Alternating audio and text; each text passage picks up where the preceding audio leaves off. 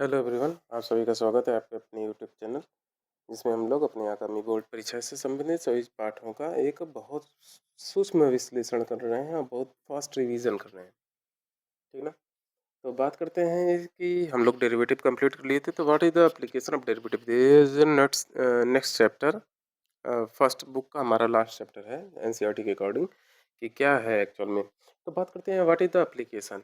तो डेरिवेटिव जो है इसका सबसे बड़ा एप्लीकेशन है, ये इंस्टेंटेनियस रेट बताता है। ठीक ना? इंस्टेंटेनियस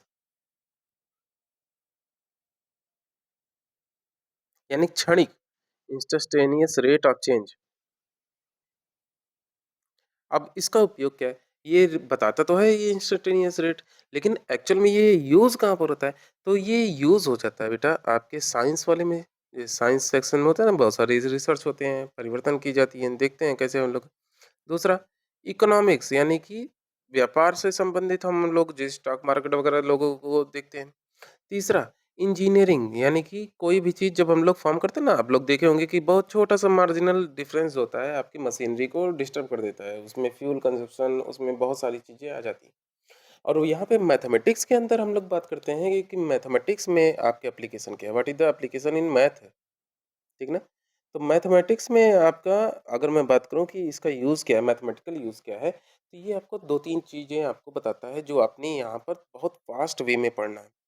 फर्स्ट ये आपको बताता है what is the rate of change of any function with respect to any other one. ठीक ना?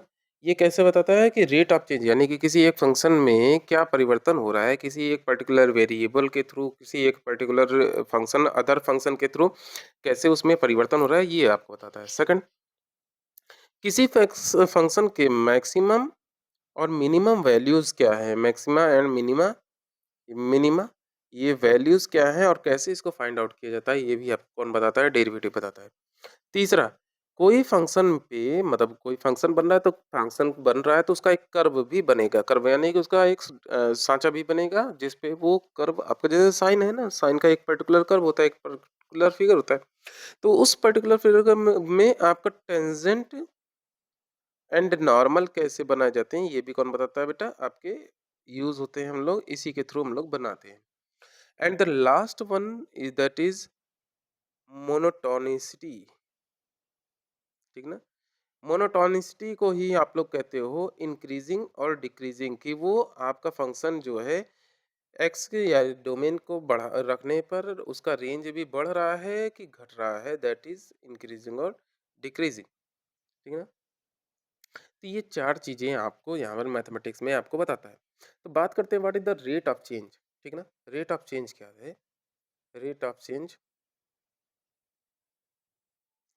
Of two variables. ठीक ना? अब यहाँ पर देखिएगा कि कोई दो फंक्शन है, कोई दो फंक्शन है, मान लेते हैं कोई दो वेरिएबल, मान लेते हो two variables X and Y. अब मैं कह रहा हूँ कि ये चेंज कर रहे हैं, चेंजिंग विद रिस्पेक्ट टू, इनमें इनकी वैल्यू में चेंज हो रहा है विद रिस्पेक्ट टू टाइम, समय के सापेक्ष, जैसे आप लोग स्पीड वगैरह पढ़ते हो। तो अब मैं कहूँ कि how to you can find what is the change in Y with respect to X, X के साथ परिवर्तन में वाई में क्या परिवर्तन आएगा, अब इसको कैसे फाइंड आउट करेंगे। तो मेरे पास ये फंक्शन है y बराबर एक फंक्शन है टी, एफ टी, और x बराबर है डिफरेंट फंक्शन है और वो भी किसके रिस्पेक्ट में चेंज हो रहा है, जी टी के रिस्पेक्ट में। तो सबसे पहले मैं क्या कर दूंगा, D Y by D T यानी कि फंक्शन f में आपने फाइंड आउट करते हैं कि क्या है एफ डैश टी। इसी प्रकार से D X upon D T को फाइंड आउट करते हैं, इससे क्या पता चलता है कि change in x with respect to T. अब आपको फाइंड आउट क्या करना था, D X D Y by D X, तो आप क्या करते हो, इन दोनों को डिवाइड कर देते हो, D Y by D T divided by D X upon D T. Simplify होता है और आपका बन जाता है क्या, D Y by D X. और ये इसका मतलब क्या हो गया, ये एफ डैश अपॉन टी और जी डैश अपॉन टी आपने फाइंड आउट कर लिया है। अब देखिएगा, अब यहीं से मेरी बात को समझिएगा, अगर आप यहाँ पे ही समझ गए तो मेरे ख्याल से आपका कॉन्सेप्ट यहीं पे क्लियर हो जाएगा। अब परिवर्तन की दर आपकी दो प्रकार की सिचुएशन बना सकती है, ये जो परिवर्तन आपने फाइंड आउट किया ये दो प्रकार की सिचुएशन बना सकता है। या तो परिवर्तन आपके पॉजिटिव होगा, ठीक है ना, या तो परिवर्तन आपका निगेटिव होगा। अब इसका निगेटिव और पॉजिटिव का मतलब समझिएगा। पॉजिटिव का मतलब हो गया कि if value of x increasing, जिसके रिस्पेक्ट में परिवर्तन हो रहा है, एक्स के रिस्पेक्ट में हो रहा था ना, अगर एक्स की वैल्यू को आप रखते जा रहे हो, डोमेन को एक्स के वैल्यू को रख रहे हैं, if the X value of X is increasing, then value of Y increasing as well.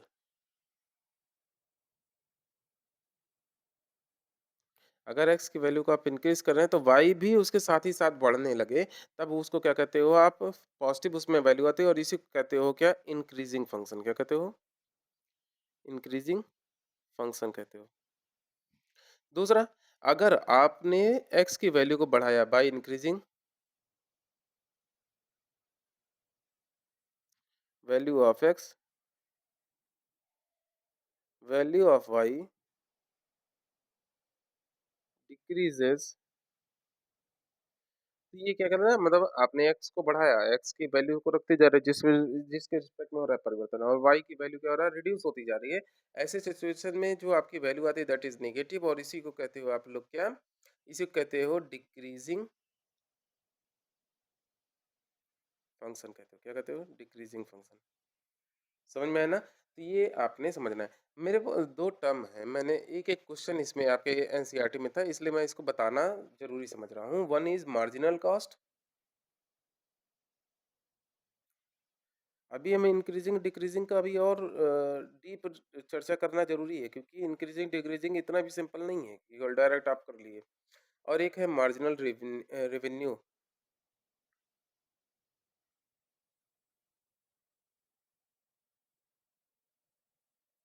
Marginal cost और मार्जिनल रेवेन्यू एक्चुअल में होता है क्या, पहली बात तो इसकी चर्चा करते हैं। मार्जिनल कॉस्ट क्या होता है, change in cost, change in total total production cost that arises from producing one more unit. अब मेरी बात को समझिएगा, एक मिनट इसको नोट कर लो, नहीं तो ये कंफ्यूज करता है। तो मार्जिनल कॉस्ट किसको कहते हैं बेटा, आप किसी प्रोडक्शन कर रहे हो, कॉस्ट का मतलब हो गया खर्चा आपका, किसी चीज का प्रोडक्शन कर रहे हो, प्रोडक्शन करते हुए आप बल्क में उसका प्रोडक्ट फॉर्मेशन कर रहे थे, अब उसमें से मैं एक यूनिट का जब मेरे को वैल्यू फाइंड आउट करना होता है, तो या फिर मैं कह सकता हूँ कि एक और यूनिट बनाने के लिए मेरा कितना खर्चा पड़ रहा है, that is called marginal cost. वहीं फिर मार्जिनल रेवेन्यू क्या होता है, चेंज इन टोटल रेवेन्यू, ठीक ना, change in total revenue that arises from selling one more unit. यहाँ पर तो फॉर्मेशन में था, प्रोडक्शन में था, यहाँ पर क्या है, सेलिंग में था। रेवेन्यू आपको प्रॉफिट से मतलब हो गया कि आपने कितना प्राप्त किया, ठीक है ना, कितना प्राप्त किया। तो और ये कैसे फाइंड आउट करते हैं, तो इसकी बात करते हैं। तो मेरी बात को एक मिनट ऐसे रुकिएगा। तो हाँ, तो भाई हम लोग क्या कर रहे थे, मार्जिनल कॉस्ट की बात कर रहे थे, what is the marginal cost. Then marginal cost is equal to, आपने समझना है कि जैसे टोटल कॉस्ट में कितना चेंज हो रहा है, टोटल कॉस्ट में कितना चेंज हो रहा है, चेंज को हम लोग रिप्रेजेंट करते हैं किससे, डेल से, divided by total cost, quantity में आपने कितना चेंज किया है, ठीक ना। आप डिवाइड कर देते हो तो आपका क्या मिल जाता है, मार्जिनल कॉस्ट। अब लेकिन यहाँ पे ऐसा दिया अगर नहीं भाई, आपको मार्जिनल कॉस्ट के रूप में आपके कॉस्ट का फॉर्मेशन का दे दीजिएगा कि मेरा कॉस्ट लग रहा है एक्स, ये मतलब एक्स प्रोडक्ट को बनाने में कितना कॉस्ट लग रहा है, ऐसे का। अब मैं कहूँगा कि मार्जिनल कॉस्ट क्या होगा, मार्जिनल कॉस्ट इक्वल होगा बेटा change in total production cost when change in number of products, ठीक ना, प्रोडक्शन में, तो ये होगा D C upon D X, ठीक ना, that is your marginal cost. Now we gonna understand what is the value of marginal revenue, what is the meaning of the marginal revenue। तो then marginal revenue क्या होता है कि आपने cell किया, एक यूनिट और बना बेचा, और उसको कितना आपको रेवेन्यू मिला, दैट इज मार्जिनल रेवेन्यू। तो मार्जिनल रेवेन्यू में इतना बस याद रखिएगा, मार्जिनल रेवेन्यू बराबर होता है change in total revenue when change in number of selling item, ठीक है ना। तो ये आपका होता है D R by D x, आपने डायरेक्टली इसको करना है। और टोटल कॉस्ट जो होता है किसी भी प्रोडक्ट का, total cost is equal to fixed cost plus variable cost. अब इसमें से मतलब होता है ना कि ये तो आपने समझना होगा, जो आप बार्गेनिंग करते हो किसी भी प्रोडक्ट का, वो बार्गेनिंग के अकॉर्डिंग ही आपकी प्रोडक्ट की वैल्यू को निर्धारित की जाती है, और वो एक फिक्स्ड अमाउंट होता है जितने में वो सामान को खरीदता है। दूसरा variable cost is that cost जो आप बार्गेनिंग कर पाते हो, जिसको अलाउ करता है कि हाँ, इसमें आप चाहो तो अपनी एबिलिटी का यूज करते हुए आप उसमें वैल्यू को कम और ज्यादा करा सकते हो। नाउ पॉइंट आता है, what is the increasing decreasing function. मेरे को ये चीजें समझानी थी क्योंकि मे नॉट बी वाला situation, that is it can be a part of your question paper. ठीक है ना? तो हमने समझना है what is the increasing and decreasing function. Increasing and decreasing function, तो बेसिक तो इंट्रोडक्शन आप लोगों ने कर लिया है कि चेंज, जब आप डिफरेंस किसी एक फंक्शन में किसी एक वेरिएबल के थ्रू आप लोग चेंजेस देखते हो, और चेंजेस कुछ इस प्रकार से हो कि x की वैल्यू को आप बढ़ा रहे हो तो y की वैल्यू भी बढ़े, that is increasing. If the value of x decreasing increasing but the value of y is decreasing, that is will be decreasing function. आपने इतना इतना सा बेसिक सी बात की पढ़ी dy बाई डी एक्स के फॉर्म में। ठीक है ना? अब मेरी बात को समझिएगा। अब यहाँ पर इतना सिंपल इंक्रीजिंग डिक्रीजिंग नहीं आता, यहाँ पर कुछ चीज़ें आपको समझने के वाली बातें हैं। एक जैसे इंक्रीजिंग में मैं बात कर देता हूँ, व्हाट इज द इंक्रीजिंग में। तो इंक्रीजिंग में दो प्रकार के सिचुएशन हो गए, दो प्रकार के सिचुएशन हो गए, और दोनों को आपने समझना है। One is simply increasing function, and second one is strictly increasing.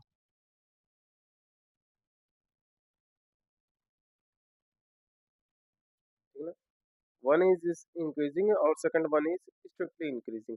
देखिए, मैं ग्राफ के थ्रू आपको रिप्रेजेंट कर रहा हूँ, इसको समझिएगा। स्ट्रिक्टली और जनरल इंक्रीजिंग के बीच का डिफरेंस, ये कंफ्यूजन का कारण ना बनने पावे, इसलिए मेरे को लगा कि ये समझना आपके लिए जरूरी है। ठीक ना?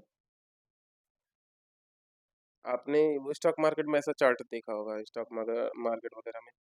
सेकंड, आपने इसको भी देखा होगा कहीं ना कहीं इस टाइप के चार्ट्स। ठीक है? ये आपके हो गए, मैंने यहाँ पे कुछ चीज़ें कुछ वैल्यूज को ऑब्जर्व कर रहा हूँ। ये x1 x2 x3 x4, यहाँ पर x1 x2। ठीक, ये आपका हो गया y बराबर एफ एक्स, ये भी है y बराबर एफ एक्स। ये देखिएगा, ये आपका सेम है, एफ एक्स वन है और एफ एक्स टू, ये भी आपका ये एफ एक्स थ्री है और एफ एक्स फोर है। देखिएगा ना, सेम लाइन पे है। तो मेरी बात को समझिएगा, what is increasing, what is strictly increasing, दोनों में डिफरेंस क्या है। आप यहाँ पर देख रहे हैं कि इंक्रीजिंग में एक पर्टिकुलर एक्स की वैल्यू को ये इंक्रीज करने पे वाई की वैल्यू भी इंक्रीज की, फिर कुछ समय के लिए एक्स की वैल्यू को तो आप इंक्रीज कर रहे हो, लेकिन वाई की वैल्यू क्या हो जा रही है बेटा, फिक्स हो जा रही है, यानी कि ऊंचाई नहीं बढ़ रही है, ये क्या हो गई है, कांस्टेंट हो गई है। फिर से x2 से x3 के बीच में जब आप इंक्रीज किए, x की वैल्यू को कंटिन्यू इंक्रीज कर रहे हैं, फिर से ये इंक्रीज करने लगा y की वैल्यू, लेकिन एक पर्टिकुलर वैल्यू के बाद ये फिर से रुक गया। यानी कि इसमें इक्वलिटी का भी सिचुएशन आता है और इंक्रीजिंग का भी सिचुएशन आता है। तो उस टाइप के फंक्शन जिसमें इक्वलिटी और इंक्रीजिंग, यानी कि लार्जर और ये वाला दोनों सिचुएशन एक साथ आपके आते हैं, दैट इज कॉल्ड इंक्रीजिंग। लेकिन आप यहाँ पर देखेंगे, हर एक पर्टिकुलर पॉइंट के लिए, हर एक नेक्स्ट पॉइंट के लिए आपकी वैल्यू क्या है, डिफरेंट है, और वो वैल्यू क्या है बेटा, बड़ी है। आपने x की वैल्यू को बढ़ाया, आपकी y की वैल्यू भी क्या हो गई बेटा, बढ़ती जा रही है। ऐसे सिचुएशन में जो आप समझ रहे हैं कि हर एक पर्टिकुलर नेक्स्ट वैल्यू के लिए आपकी y की वैल्यू बड़ी आ रही है, इसी को क्या कहते हो आप लोग, इसी को कहते हो इंक्रीजिंग। और ये कैसे इंक्रीजिंग है बेटा, स्ट्रिक्टली इंक्रीजिंग है, कि ये बढ़ रहा है तो केवल बढ़ रहा है, रुकेगा नहीं, या बराबर वाला सिचुएशन इसमें नहीं आएगा। तो मेरी बात को समझिएगा, यहाँ पर मैं जैसे ले रहा हूँ कि कोई किन्हीं दो वैल्यूज के लिए, x1 और x2 के लिए, किन्हीं दो डोमेन्स के लिए, आपका जो फंक्शन में आप इन दो डोमेन्स की वैल्यू रखेंगे, तो या तो x1 की वैल्यू छोटी होगी x2 से, या फिर हो सकता है कि वो बराबर भी हो। व्हेन x1 एंड x2 आपकी क्या हो, इंटरवल आई से बिलोंग कर रही हो, और ये इंटरवल आई जो है ये क्या है, एक ओपन इंटरवल है। ठीक ना? कैसा है? ओपन इंटरवल है। तो ऐसे सिचुएशन में आप x1 की वैल्यू जो है वो x2 से तो छोटी है, बट y1 और ये y2 की वैल्यू बराबर भी हो सकती है और छोटी भी हो सकती है। ऐसे सिचुएशन को क्या कहते हो आप? इंक्रीजिंग फंक्शन कहते हो। क्या कहते हो? Increasing function. वहीं पर स्ट्रिक्टली इंक्रीजिंग में मैंने कहा कि x1 और x2 2 वैल्यूज़ हैं जिसमें x1 जो है वो x2 से छोटा है। तो आप इसको जब फंक्शन में रखेंगे fx1 और fx2 2 वैल्यूज आ गए। ये हमेशा क्या हो? आपका लेस ही हो, आपका इक्वालिटी का कोई चांसेस ना हो, that is called strictly increasing. मेरे ख्याल से ये समझ में आ गया होगा, ये कंफ्यूजन का कारण आपका क्लियर आउट हो गया होगा। नाउ आप ये समझिएगा what is the decreasing and strictly decreasing. मैं आज बहुत ज्यादा नहीं पढ़ाऊंगा, 15 मिनट का हो गया ना, 20 मिनट मैक्स टू मैक्स आज हम लोग पढ़ेंगे। लेकिन आज इसको कंप्लीट करेंगे इन डिक्रीजिंग फंक्शन, और कल थोड़ा सा लंबा टॉपिक लूंगा, बोरिंग भी लगेगा आपको लेकिन इसको पढ़ना पड़ेगा आपको। Second one is decreasing function. Decreasing function similar way में यहीं पर समझिएगा, दो प्रकार के सिचुएशन यहाँ पर होने हैं। एक आपका बढ़ेगा घटेगा, बढ़ेगा घटेगा, और ऐसा करके कि यानी कि किसी एक पर्टिकुलर वैल्यू पे ये इक्वल भी हो सकता है और किसी पर्टिकुलर वैल्यू पे ये लेस भी हो सकता है, यानी कि x1 x2 x3। आपने कहा कि x1 की वैल्यू जो है वो क्या है? x2 से छोटी है। तो आप इसमें रखेंगे जब फंक्शन में वैल्यू, तो ये f(x1) यानी कि x1 को रखने पे y1 की वैल्यू क्या हो रही है? बढ़ रही है, x1 जबकि छोटा है। तो ऐसे सिचुएशन में आपको क्या कहलाता है? ये decreasing function. Opposite symbol relation जब बन जाता है x और फंक्शन में, यानी कि जो आप डोमेन रख रहे हो, जो आपको रेंज मिल रहा है, ये पूरा रेंज हो गया, ये आपका डोमेन हो गया। डोमेन आप बढ़ाते जा रहे हो, रेंज क्या हो रहा है? घटता जा रहा है। इस सिचुएशन को क्या कहते हो? डिक्रीजिंग फंक्शन कहते हो। तो इसमें इक्वालिटी वाले को आप क्या कहते हो? जनरल डिक्रीजिंग फंक्शन कहते हो। और वहीं पर जब एक पर्टिकुलर एक बढ़िया स्लोप के साथ एक चीज बन जाता है बिना ऐसा, तो ये इसको क्या कहते हो? जैसे y बराबर fx मैंने लिया, तो ये क्या कहलाता है? x1 is less than x2, but function of x1 is always greater than function of x2, that is called strictly decreasing function। अब बात करते हैं कि ये तो हमने समझ लिया कि what is increasing, what is strictly increasing, what is decreasing, what is strictly decreasing. But बात आता है कि कैसे हम लोग इसको फाइंड आउट करेंगे। तो एक मिनट रुकिएगा।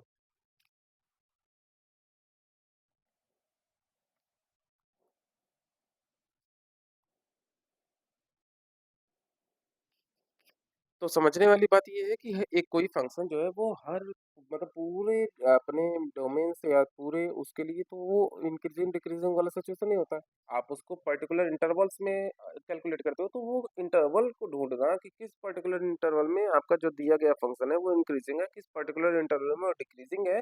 ऐसे सिचुएशन को फाइंड आउट करने का एक तरीका है भाई।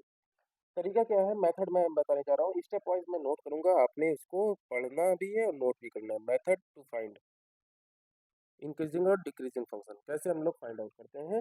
और इसको फाइंड आउट करने के लिए जो आप यूज करने वाले हो उसको कहते हैं आपने फर्स्ट डेरिवेटिव। फर्स्ट डेरिवेटिव के थ्रू आपने फाइंड आउट करना है। कैसे फाइंड आउट करने हैं? तो बात इसकी करते हैं। सबसे पहली बात, मेरे पास कोई फंक्शन है fx है, ठीक है ना, जहाँ पे x जो बिलोंग कर रहा है वो रियल नंबर से बिलोंग कर रहा है। तो आपका स्टेप मैं नोट करता जा रहा हूँ, that is first step. Step first क्या है कि आप फाइंड करते हैं इसका first derivative, find F dash x. पहला डेरिवेटिव आप लोग फाइंड करते हैं। स्टेप नंबर सेकंड जो है, स्टेप नंबर सेकंड, आप इस फर्स्ट डेरिवेटिव को क्या करते हैं? इक्वल कर देते हैं किसके? जीरो के। क्यों करते हैं? ताकि आपको रूट्स मिल जाए। Find the value of x. आप एक्स की वैल्यू को फाइंड आउट कर लें, रूट्स को आप फाइंड आउट कर लें, इसके लिए आप लोग करते हैं जीरो के बराबर। तीसरा स्टेप नंबर थ्री, आप जब इसको पा जाते हैं, जो वैल्यू आपकी एक्स आती है उसको आप क्या करते हैं? रिप्रेजेंट करते हैं, represent on number line.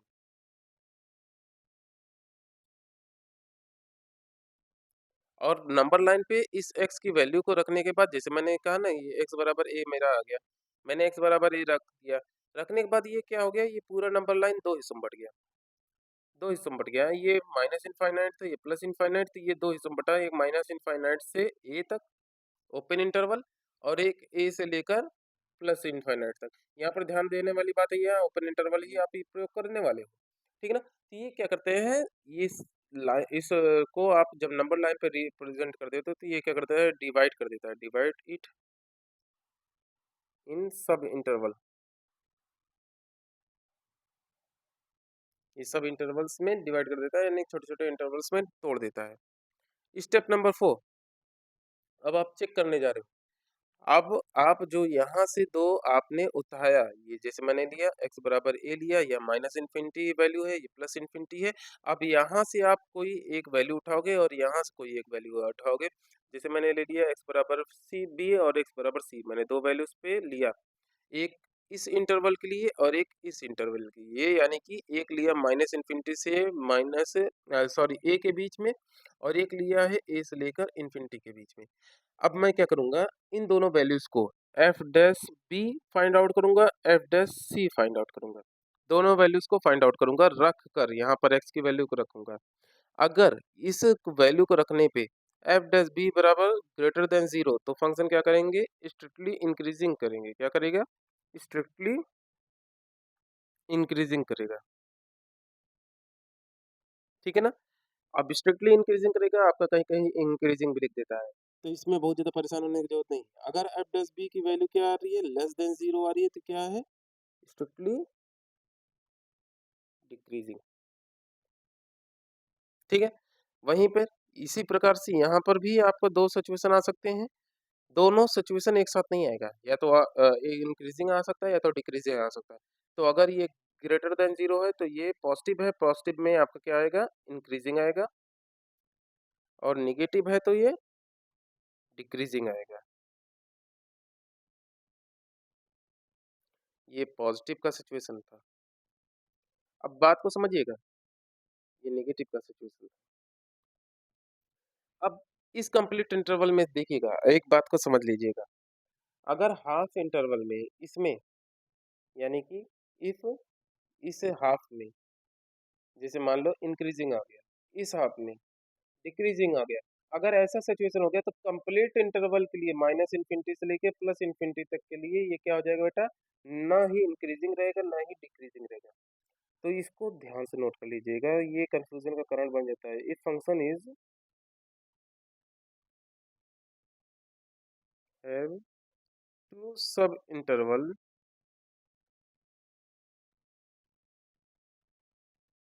And in one function is strictly increasing and in another one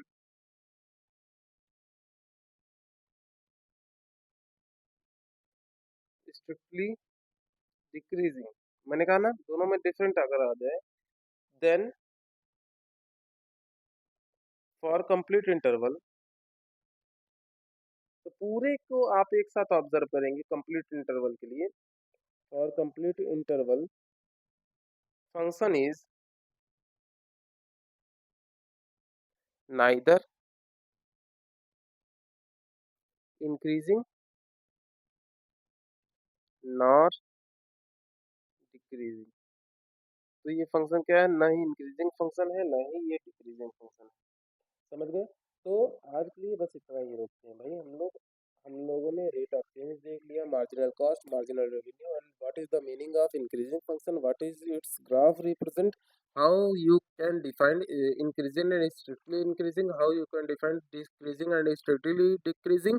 Also we have learned the method to find out the uh, find out the interval for in which the function is increasing or strictly, and as well as decreasing and strictly decreasing. Thank you everyone, and best wishes for your future upcoming exam, board exam.